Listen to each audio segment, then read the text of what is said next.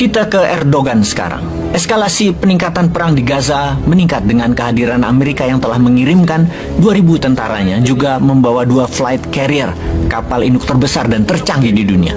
Beda dengan perang di Ukraina yang Amerika cuma pinjam tangan Yahudi Zelensky biar yang korban adalah rakyat Ukraina, bukan tentara Amerika. Namun Israel dengan proyek yang memang diciptakan untuk mesin produksi alat perang Amerika yang harus terciptanya perang oleh Amerika hadir langsung.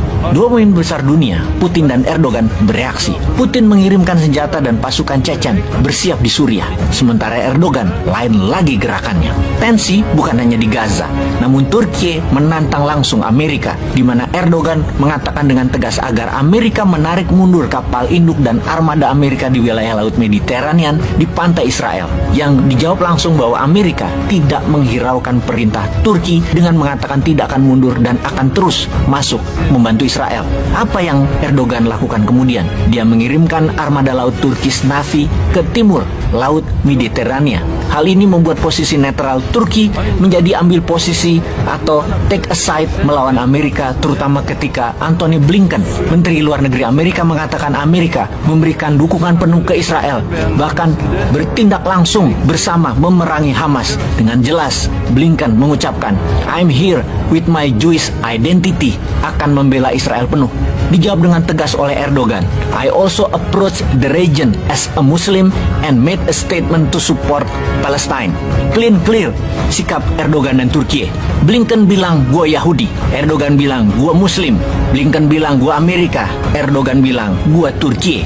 Ketegangan Amerika dan Turki memang sudah berseberangan, di mana ketika Israel menyerbu Gaza di 28 Desember 2008, kemudian kapal Angkatan Laut Turki merapat ke Gaza, dan pada tanggal 30 Desember 2008, Israel menembak kapal Turki tersebut di perairan internasional di Laut Mediterania yang mengakibatkan 10 kru kapal Yolan tersebut meninggal, yang mengakibatkan putusnya hubungan diplomatik antara dua negara. Turki menarik duta besarnya untuk Israel di tahun 2008 tersebut, yang ini semua diawali dengan Israel menyerbu Gaza.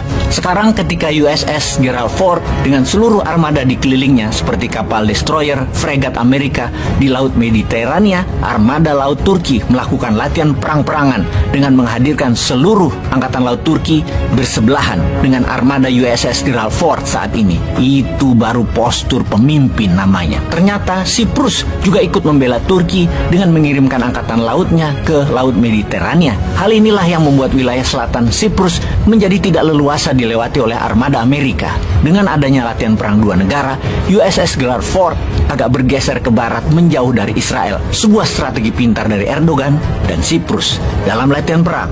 Maka real bullet dan real amunisi dilontarkan, di mana kalau ada kapal perang Amerika yang kena, Turki tidak bertanggung jawab. Karena itu sebaiknya Amerika minggir. Pemerintah Turki berkali-kali mengatakan ke armada Amerika, jangan mendekat daerah latihan perang kami di timur Laut Mediterania dan selatan Laut Mediterania.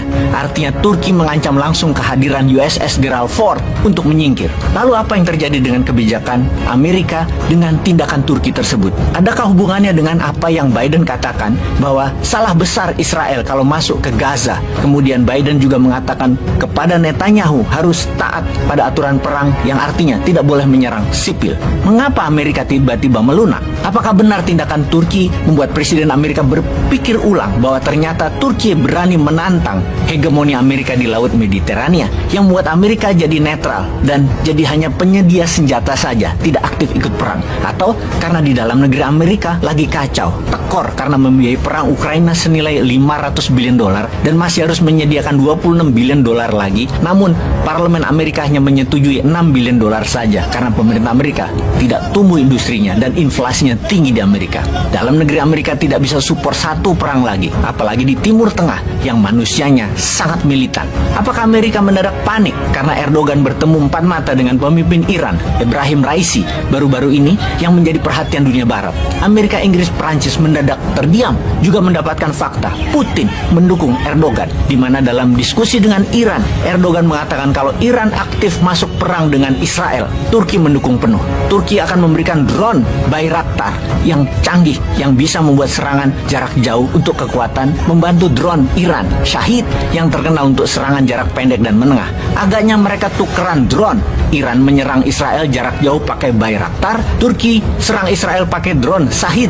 Apa nggak sangar tuh keduanya mengapit Israel? Ditambah pasukan Chechen mulai berkumpul di Suriah, tinggal nyebrang ke Lebanon sampai Israel. Di Lebanon juga ada Hizbullah. Di tengah pertemuan Erdogan dengan Ebrahim Raisi, Menteri Luar Negeri Turki, Hakan Fidan bertemu dengan Menteri Luar Negeri Rusia, Lavrov, mendiskusikan Gaza, Suriah, dan Chechen, di mana puncak kesepakatan mereka ketika Israel masuk ke Gaza. Itulah garis merah yang jika dilampaui, semua pihak menyerbu Israel. Wih, kalau sudah begini, di mana Indonesia? Ketinggalan lagi kayaknya.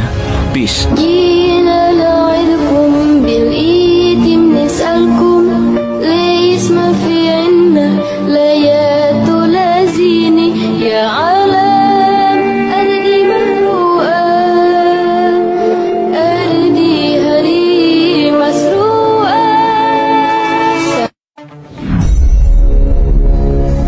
Kita ke Erdogan sekarang. Eskalasi peningkatan perang di Gaza meningkat dengan kehadiran Amerika yang telah mengirimkan 2.000 tentaranya, juga membawa 2 flight carrier, kapal induk terbesar dan tercanggih di dunia. Beda dengan perang di Ukraina yang Amerika cuma pinjam tangan Yahudi Zelensky